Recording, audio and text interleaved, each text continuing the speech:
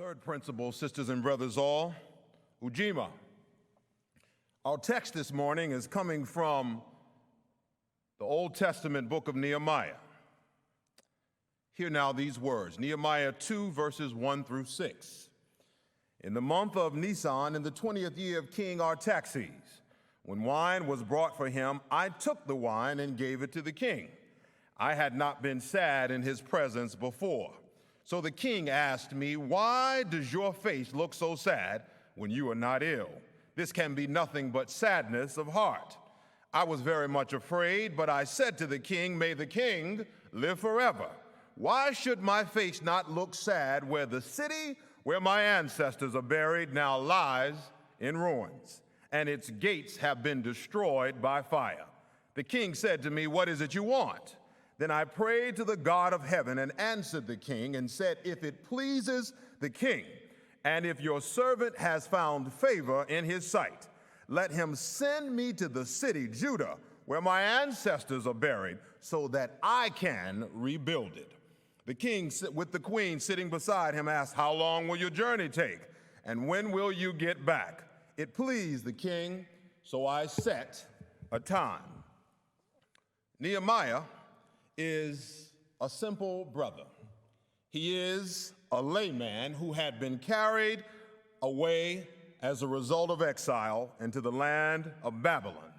And at the writing of this particular passage of scripture, our brother Nehemiah is a senior citizen.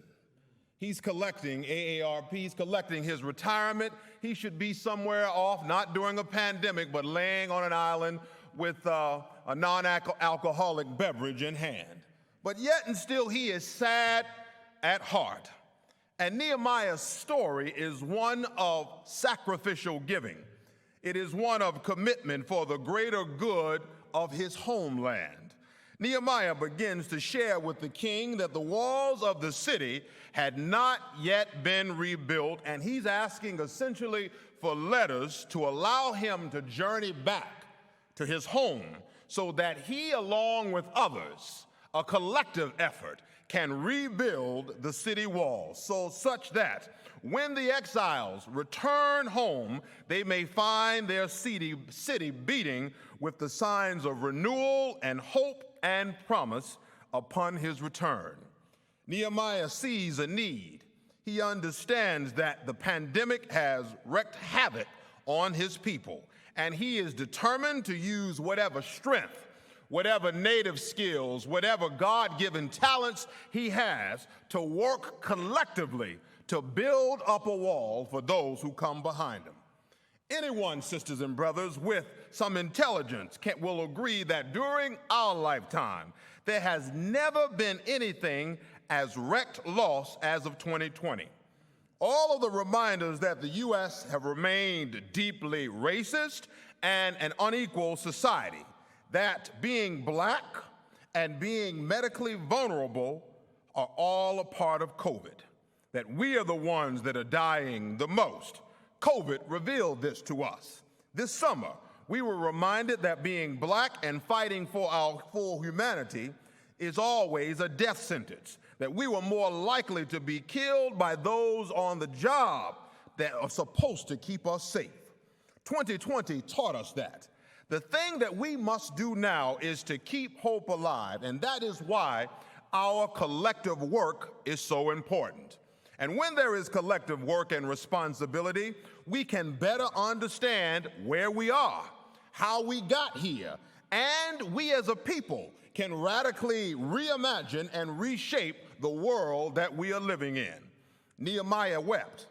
He wept in front of the king. And if we have been sensitive to all of the darkness and despair that has come this year, we too, sisters and brothers, should weep. But like Nehemiah, it's not enough for us to sit and wallow in our pain, in our misery, and in our sadness.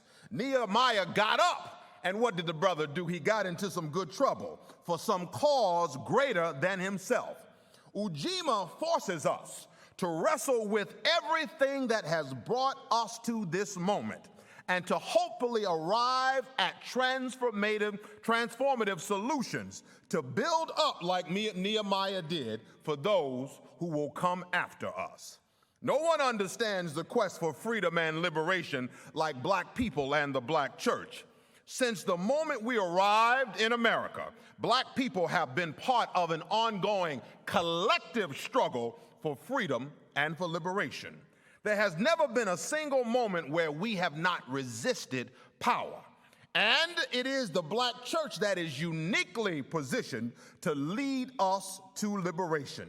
If we are willing to stretch out our hands and work with sisters and brothers on the ground from different faith traditions, young activists and grassroots sisters and brothers who literally put their bodies on the line for a cause that's bigger than themselves. They may not know all the great hymns of the church. They may never hear a great anthem. They may never hear a pipe organ. They may not know all of the church's nomenclature, but they are still like Nehemiah. They are weeping about the plight of our people, and they're compassionate and sensitive enough to use whatever the God of the universe has deposited within them to build a new world order for our people. This is why we must collectively embrace Ujima and look at the temperament and the pre-election of Nehemiah, who did not work in silo, but he worked with people all around them, people with different temperaments and pre-elections and skills, standing up for a common cause and a common purpose. So as soon as he arrived back in his own homeland, he started working with all these people to ensure that those who survived the pandemic would find that their city would be beating with vibrancy upon their new vaccine as it's been distributed. Not only for those who have opposed it, but for those essential workers and people, poor people, who are on the ground struggling every day. And Nehemiah, what does Nehemiah do? This is one thing I like about this brother that's so compelling to us when we think about a collective effort. You know what our brother does? He moves past. His work transcends education. It transcends class and finances and titles. He moves beyond that. He rises above gender and he rises above orientation, and he pushes past ageism and disabilities. He moves past religious affiliation. He didn't ask if you were Baptist. He didn't ask if you were Muslim. He didn't ask if you were Catholic. He said there is a collective work to be done, and we must do it. He didn't get caught up in where your zip code is. He didn't ask what fraternity you are part of or if you are part of the Links. He wanted to know, do you have something inside of you that you can use to build up a wall that will benefit those who come behind you? He wanted to create a new world order. Ujima embraces the words of Gwendolyn Brooks, who said, "We are each other's harvest. We are each other's business. We are each other's magnitude, and we are each other's bond." Nehemiah understood this, and we should too, because we live in a country, dearly beloved, that is built on individualism.